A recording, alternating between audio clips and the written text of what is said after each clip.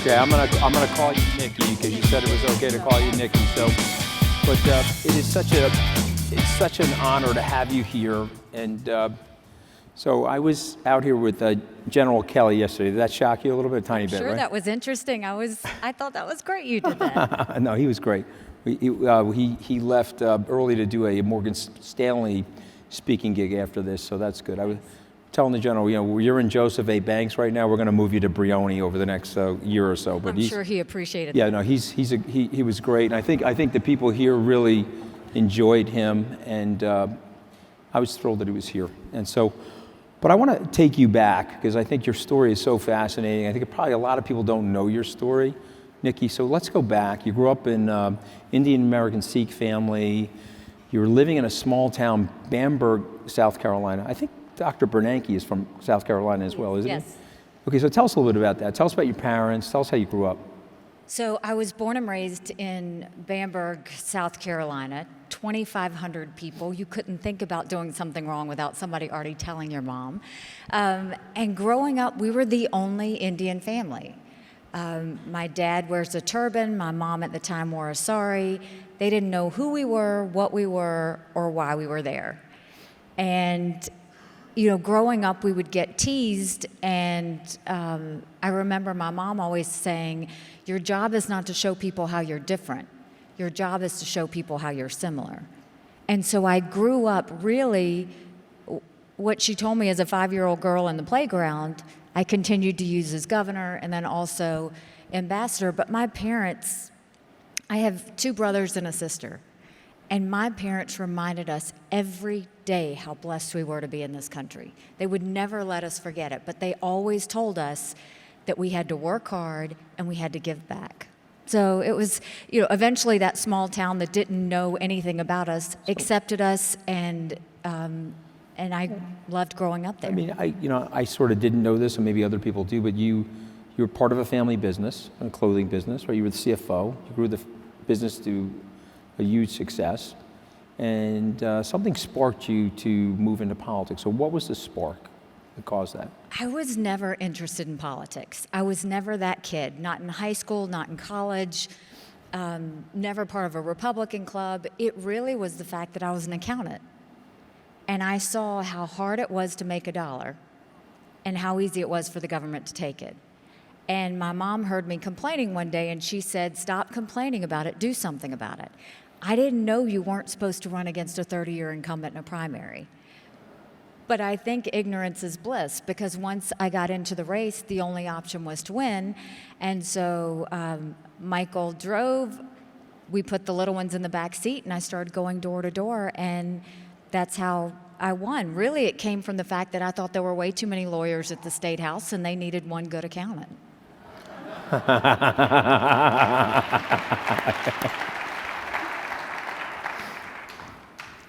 I love that, by the way. You were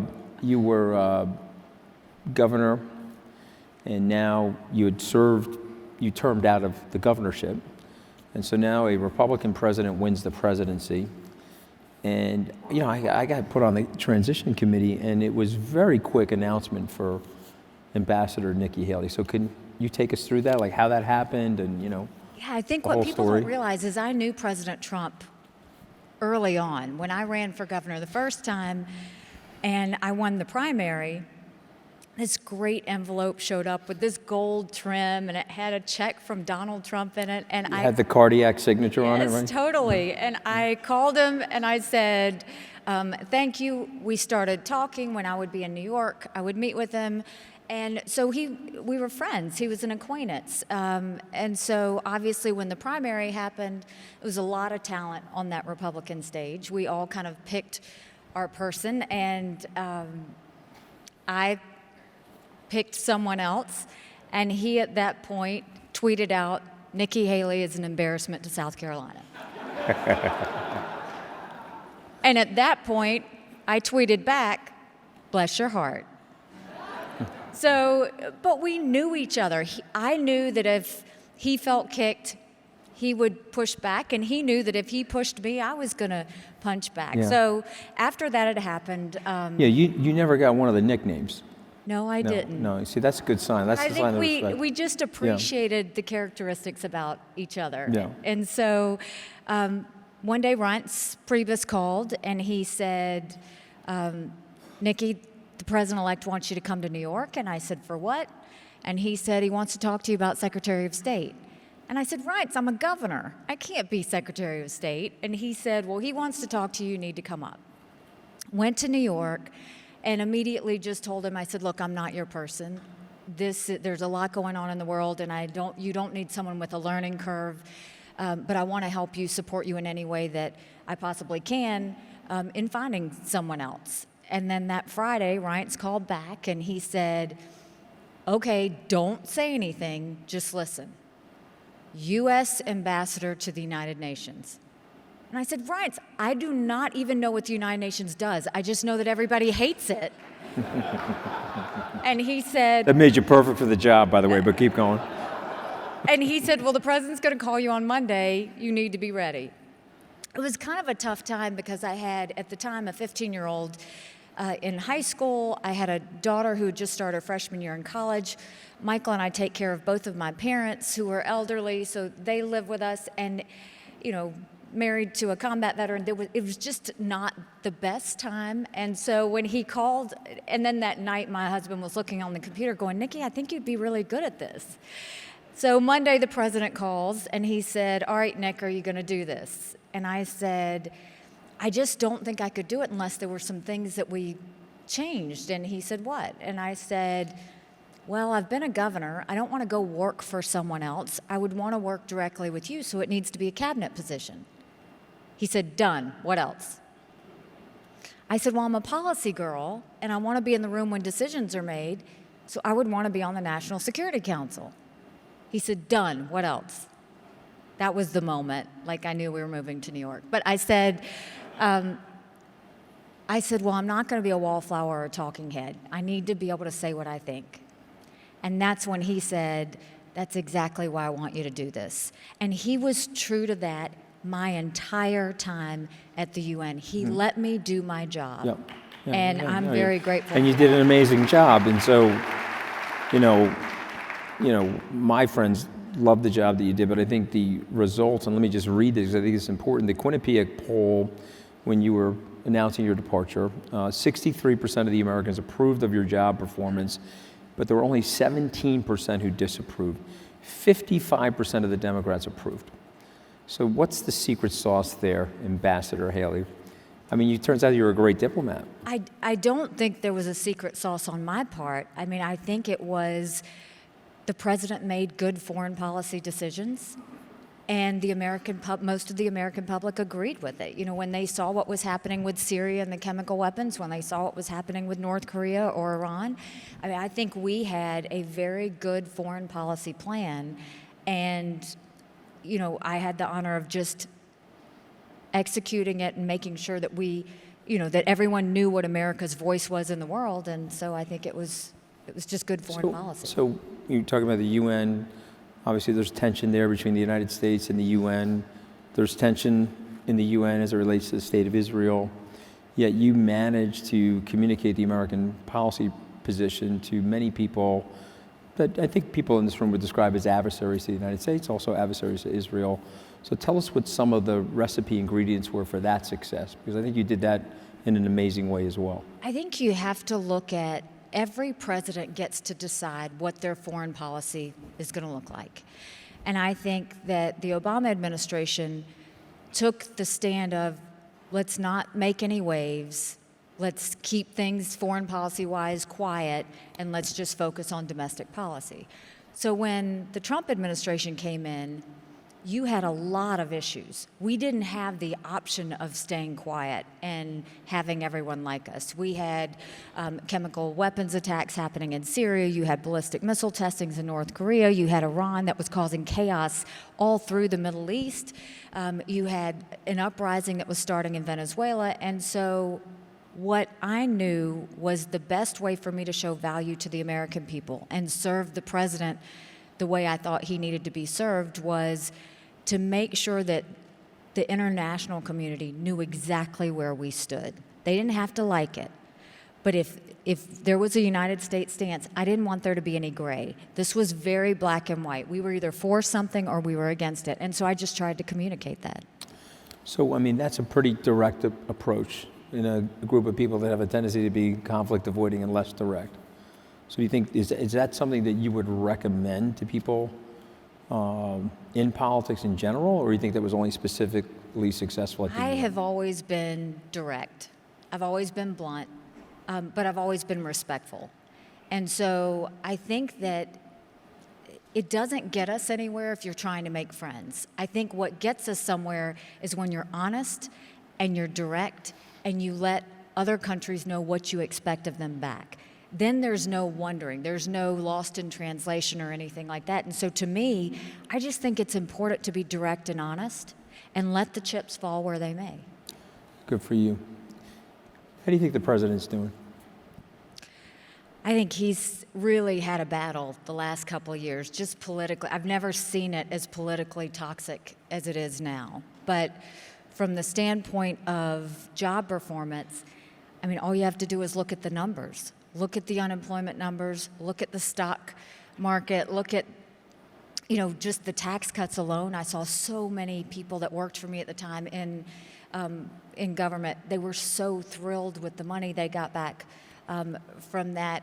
I mean, I think manufacturing jobs are up. You look at foreign policy. I mean, at the time, ISIS was running rampant. Now they have no ownership anywhere. I think that there's just been a strong voice throughout the country, and I think he's bringing up the right issues that are problem.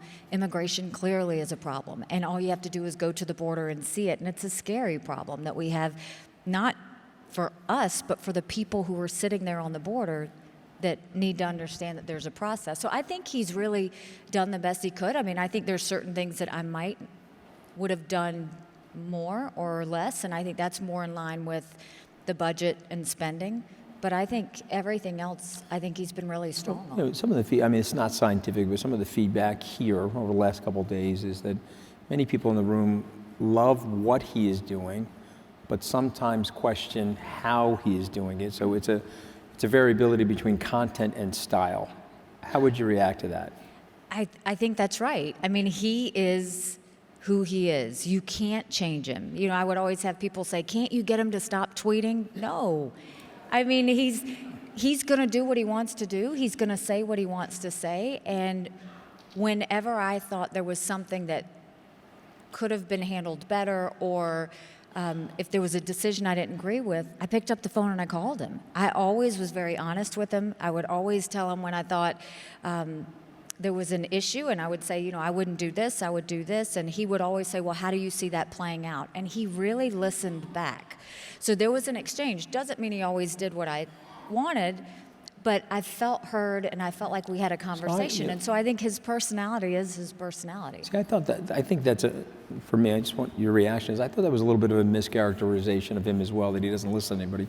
If he respects you and he's looking to understand what the potential outcome could be from his decision, did you find that he did listen? He very much listened and would change his mind and would move in a different direction if we asked him to. So I appreciated that in the way that, look, when I was governor, that's what I wanted from my cabinet members. I didn't want them to be yes people. I wanted them to be creative. I wanted them to serve the people. And I wanted them that if they saw me moving in a direction that they didn't think was right, to speak up and say it. And that's what I did for him. And I think that he appreciated it, and he always responded favorably to it. Would you make any suggestions to him? Would you tell him to change his approach? Or do you think? He's the president. And even if I told him to change his approach, I don't know that he is going to do that. He got elected being who he is. And I don't think it was a cabinet person's responsibility to tell him how he should act or how he shouldn't. The only thing I've ever said to him, and he'll tell you this, is I always just said, pick and choose your battles. We don't have to have every battle. Mm-hmm. That's good advice. So one area where I think you diverged a little bit with the president was your approach to dealing with Russia. And so you strongly supported an increase in the sanctions, if I remember that correctly. And so how do you, and it's obviously a delicate balance, we need to have a decent to good relationship with them. They have nuclear strike force capabilities, et cetera. What would you do or what would you suggest that we do to improve our relationship with Russia? I think first we have to be really honest and understand we can never trust Russia, ever. I mean, they just are not a country that we can ever. Having said that, I think we have to look at their characteristics. I mean, there's not a bad actor in the world that Russia's not holding their hand. You know, whether it's Assad in Syria, whether it's Maduro in Venezuela, whether it's the Ayatollahs in Iran. I mean, you find one, he's going to be standing right next to them. And so you have to kind of know that his role, as he sees it, is that he gets power by causing chaos in the world. We saw that in the way they meddled in elections. And they didn't just do it to us, they did it throughout Europe. And I think that they're going to continue to do those things. So, having said that, I think that the president is right to have communication with him because you don't want to not have any. It's better to keep your enemies closer than not. But I think people misunderstand how strong this administration has been against Russia. I mean, I've seen it. They put sanctions on Russia. They've expelled diplomats that were spies. He gave arms to Ukraine, which infuriated Russia. I mean, we also saw the fact that we've increased our energy production, which hurts Russia. We are strengthening our military, which Russia hates. So I think that the reason people think he's not hard on Russia is maybe because of his tone. Because if you look at his actions, he's been extremely strong on Russia. Can you just elaborate for 2 seconds on the other elections? So, like European elections, most democratic nations have been threatened by a system of hacking from Russia. Would that be fair to say? I think it's Russia, but I think Iran and North Korea have not been kind in terms of that, and I think we're going to see more of it.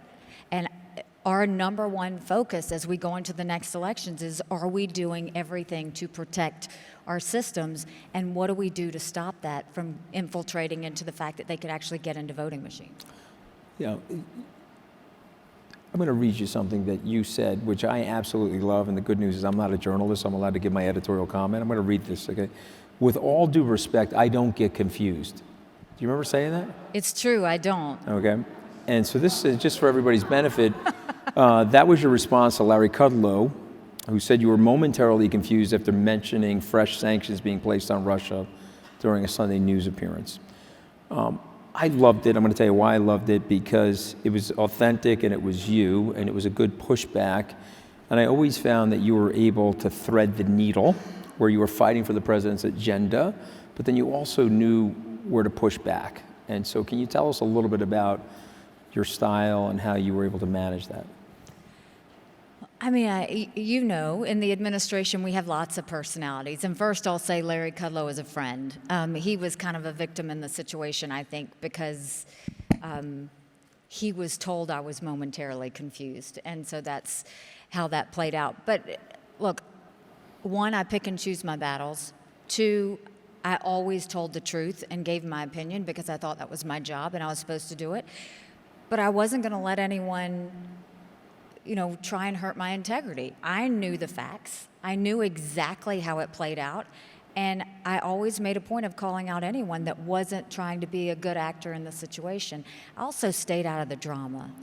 You know, I didn't want to get into the drama of the White House. I went and did my job. I didn't stay out of the drama, Nikki, unfortunately. You know, I sort of created the drama. You did create drama, but it was fun. It was like mayhem from the Allstate commercial, right?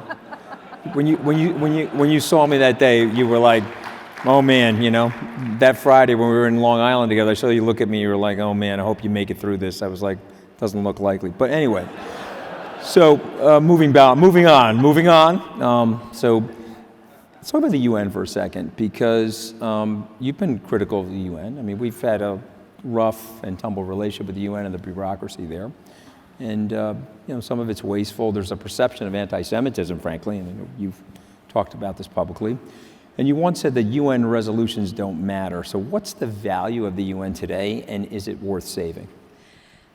Well, when I took the position in the United Nations, obviously there was a lot of foreign policy that I was studying to get prepared for the job. But the one thing I didn't do was study how the UN worked. I wanted to go in with fresh eyes. I didn't want to know the do's and don'ts. I wanted to just go do what I thought needed to be done. And look, the president asked me a year in. He said, what do you think about the UN? And this is my thought. It's incredibly wasteful. We were able to cut $1.3 billion the first year, but that was just low-hanging fruit. It's incredibly bureaucratic. Everybody sees the UN building and they think ambassadors are in there. That is all staff. They have doubled their staff in the last 10 years. And that's thousands of people that work in that building. They resent the United States. Many of the countries work behind our back and then turn around and hold their hand out wanting foreign assistance.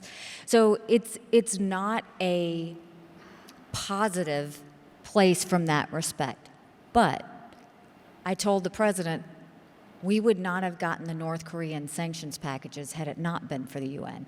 And we would not have gotten all of the international community on the same page to isolate North Korea had it not been for the UN. So I think the American people are really going to have to decide, is it valuable? Beijing would love to have it, right? Mm-hmm. But it does have to change with the times for the U.S. to want to stay in it. So if I could ask you this sort of grand wizard policy thing, would you like it to stay in the United States? It has to change, and I don't know that they want to change. I mean, you have to take on issues that are uncomfortable. They wanted to talk about decades-old issues like Israel and not talk about what Maduro was doing in Venezuela or talk about the fact that Iran was in violation of 3 resolutions. And the reason why I said the resolutions don't matter is they would matter if the UN enforced them. But they don't enforce resolutions. So why would it be effective? So look, we have to see a massive change in the UN for it to be valuable and for us to want to stay. Right now, they're not doing anything that would warrant that. I mean, it's totally true. You supported the president's move of the embassy from Tel Aviv, the Israeli American embassy in Israel from Tel Aviv to Jerusalem. And there were a couple other presidents that made the promise to do that. And so then people are like, well, you're just kidding, right? You're just making a campaign promise. But President Trump, and I do admire him for this greatly, said, hey, we're doing this. And so you were behind that, you were very supportive of that decision. Could you tell our delegates here why you were so supportive of that? Because it was the truth. Jerusalem is the capital of Israel. I mean, that's a fact. And the idea that we have all of our embassies in the capital of every other country, why were we going to be part of a lie by having it in Tel Aviv? And I think it goes a little bit further. This was as much for the Palestinians as it was for the Israelis, because too many countries are lying to the Palestinians. They go and they throw these resolutions out to keep the Palestinians quiet instead of doing what's best for the Palestinians and telling them to come to the table and come and do the peace plan. Their quality of life will only go up if they do that. And so I thought moving the embassy, one, was courageous. I think he had a lot of people around him, and I saw them tell him that the sky was going to fall. The sky's still up there. It didn't. You have to push through all the naysayers to get to the truth. And I think that he was very factual. We didn't say where the boundaries of Jerusalem were going to be. That'll be for the Israelis and the Palestinians to decide. But we did state a fact, and he stood close to it. What are the ingredients, in your opinion, that could contribute to peace in the Middle East? That was one of them, you think, right? Because that sort of took that off the table. What do you think some of the other ingredients are that could help us get there? The main ingredient to me is that the Arab community has to step up. They have to step up for the good of the Palestinians. And the truth is, right now, the Palestinians aren't high on their priority list. It's low, so they don't have the time. They don't want to put the effort into it.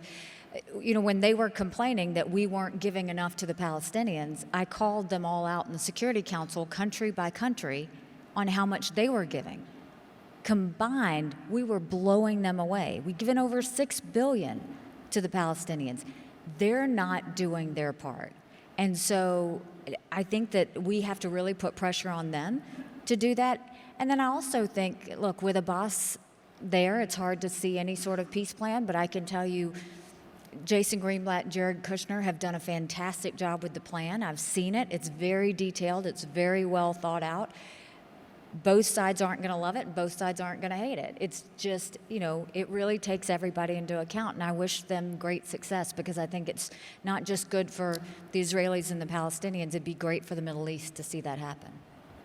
And listen, I totally agree. We'll continue to pray for it.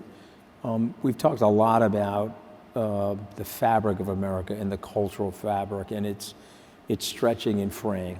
And you've mentioned this a lot in your public remarks and privately. What do you mean? What can we do? And how do you think we can pull it back together? I mean, if Congress would do their job, that would be a start. I mean, I just... Look, I am the daughter of Indian parents who came here legally. They put in their time, they put in the price, they sacrificed everything they had back home to come to the country because they knew the opportunities and what it had to offer. They are offended by anyone that tries to come into this country illegally. And there's a couple of sides to this. If you don't come into the country legally, why will you follow the laws when you get here? Secondly, there is a process. The United States is a country of laws. The second we give that up, we're giving up everything this country was founded on. We have asylum seekers, refugees, everyone sitting on that border. Two things. One, we have to seriously talk to Honduras and Guatemala about what they're doing to stop the caravans. A lot of it is political gamesmanship from their opponents, but we have to do that part. And then the other side is Congress needs to get in the room and understand that we are dealing with a situation we've never had at this level. And for the good of those people sitting on the border, and for good of national security, they have to come up with a new process so that we can process all of these people. America, I've said the fabric of America is legal immigration. Immigrants have been good for this country. They give us skills, they give us talent, they give us culture. It's what makes us great. But we have to always keep those laws in check. And I think that Congress is doing a great disservice by making it a political game and not realize that this is about lives. I think it's very well said. So, please, thank you. Thank you. You're getting a lot of applause, Ambassador. The president's economic policies have by and large worked. I mean, I think they're indisputable. You can look at the facts, the density of the growth and the African American unemployment numbers, Hispanic American unemployment numbers, and yet there seems to be a lurch to the left by the Democrats towards socialism and ideas related around socialism. Why do you think that is? And what can we do to combat that? And why is that so bad? Because you're a policy wonk. Explain to people why that is so destructive. So this really is kind of a dangerous conversation we're having in the United States right now, because I do think that we've got some Democratic candidates that are really pushing socialism. And they're pushing socialism in the name of equality so that everyone has a chance. But capitalism has been the only thing that has actually reduced poverty, starvation level poverty. Since 1970, we've reduced it 80%. If we stay down this track, poverty will be eradicated by 2030. That's a big deal. But let's take their argument. So they have two arguments about why capitalism is not good and socialism is good. They say capitalism isn't good because businesses go and abuse the system and make money and take advantage of the situation. That does happen. But when they do that, that's also illegal and they should go to jail for it. You know, we saw that. We don't need to have government bailouts when businesses do the wrong thing. The second side of it is they say, well, there's inequality. Yes, there is inequality. If you go to socialism, everyone's equal. Ask the people in Venezuela. They're all equal in poverty, and they're all equal in starvation. Oh, that's well said. But capitalism allows you to get better, and it's not perfect. But the one thing we do is we try and lift up those that are in challenging situations. That's why we have the education and the training to get people jobs. We need to strengthen that. We need to improve it. We need to make it better. But right now, capitalism is the one situation that we know works. So do you think that there's some policy initiatives that can come from the government, state, local, federal government, that can help capitalism? Because there is, I mean, if you look at the statistics, there is a spread now. There's a greater spread. And if you look at the attribution of economic rent to capital versus labor, When it's 50-50, country's very happy. When it's 60-40, like it is right now, you feel that fraying, you feel that cultural fabric that we're discussing. So are there some policy we can put in place that can maintain the system, but reset the system, re-engineer the system a little bit? I think that as Americans, we have to have the really hard conversation about how our educational system is not working. And we have to look at it from the standpoint of how do we go around that and fix it. In South Carolina, when I was governor, one of the ways we did that was every company that we brought in, and I focused on foreign investment, we were number one in foreign investment. Every company that came in, we partnered with schools, we partnered with the company, and we created specialized training programs for that company so that people, if they wanted to work at Boeing, they went to the Boeing school, they got trained, and then Boeing could decide whether they wanted to hire them. The rates were amazing. 97% of the people that went through training were hired, whether it was for Boeing, whether it was for BMW, whether it was for our 5 international tire companies. So we helped people help themselves by providing those options for them. And I think we have to remember it is our role to try and link those who need workers with workers who want a better life and allow them the ability to move up. And that's the part that's not happening. In schools, they're not teaching skills, they're not teaching trades, they're not following and changing with the times to look at the manufacturing that we have and the technology sectors that we now have and the financial sectors that we have. And so until we start to match up education, tear the bureaucracy down, listen to the teachers who know best what's working and what's not, we're not going to see a difference. So you're a good strategist and tactician. So take us through the executable steps in order to make that happen. Let's say you, in a perfect world, what would you do? Well, I can just tell you what we did as governor. We matched them up with technical schools and the companies so that they could work on a tailored training plan. The other side was we had prisons. We did a prisoner to work situation. We put training centers inside the prisons. The companies trained the prisoners so that when they got out, they had a job to go to. These are all ways of making sure that people can feel empowered and feel like they can do more. And we have to line those things up. All right, so I think it's brilliant. I'm going to switch gears. I want to talk about China because you have a lot of insight there. And President Trump is the first president in recent memory, if not my lifetime, that has taken China head on. Is that a good strategy? Is that something that we need to do? Where do you think it's going? It was time. I mean, I think China has become more of an international player than we have paid attention to for a while. I think if you look at what China's doing, there's a lot of reasons to be concerned. They are strengthening their military, and so we have to keep an eye on that. We are watching the fact that yes, we have trade situations, and it's been unbalanced as they've grown, so we've got to fix that.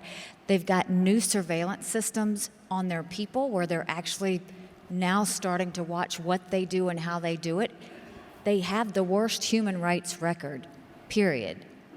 And they're only getting more and more repressive. And so I think you look at that, the theft of intellectual property, they're not showing any signs of realizing they can't do that. And then the way they handle their businesses, they are now using all of their businesses to help their military. And so there's a lot to be concerned about. And I think the president's right to be focused on China. Having said that, they're a large trading partner. We need to keep communication with them. We need to keep working with them. I'm an optimist, but I do think that a trade deal will come out. We're down to hours, I think, at this point. I do think it'll come out because they both have the political will. President Xi and President Trump both have the political will to want it to get done, and they both need it to get done for their constituencies. In both countries, they need to see this happen. So I think it's going to happen. I just think we need to be very careful, and I think that there has to be a strong accountability measure out of this trade deal, that if they continue with the intellectual theft, there is a way for us to hold them accountable.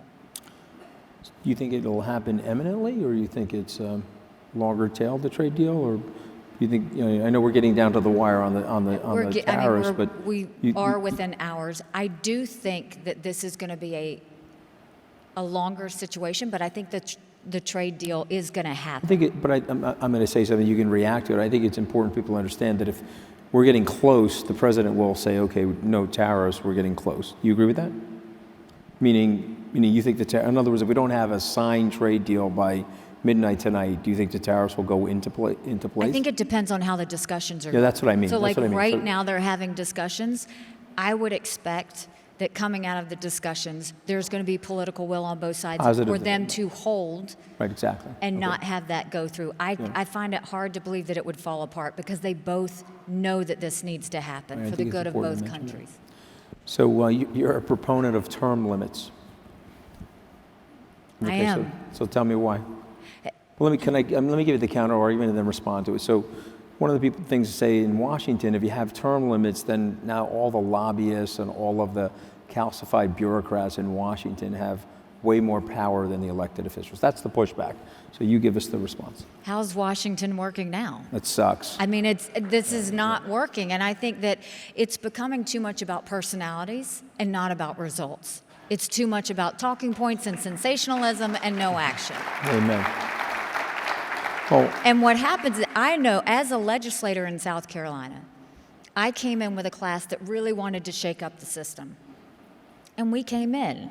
And over time, I watched my friends fall into the system to where they became friends with lobbyists, to where they started looking at financial situations, all of that. And I would tell my husband, and have always said, if you ever see that happen to me, tell me, because I'm scared I won't see it.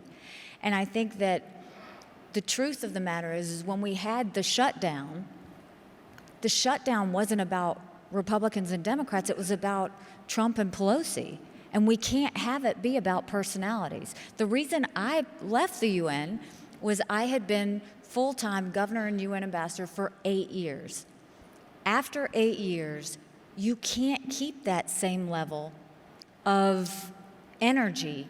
You have to know when to step away and be selfless enough to know that maybe somebody else can do it better. And I just wish members of Congress would see that. I wish governors are term limited, and that's why they get things done. And you've got Congress that's not term limited, and they stay forever. I think it's a very compelling argument, and I think people in this room appreciate that pragmatism. And I'll pay a huge compliment. I've always viewed you as a person that wanted to serve your constituency. You didn't want to rule over them, and you weren't into the whole perpetuation of power. So I've got to ask you this final question. Are we going to serve at some point in the future? Is Nikki Haley going to serve in the future?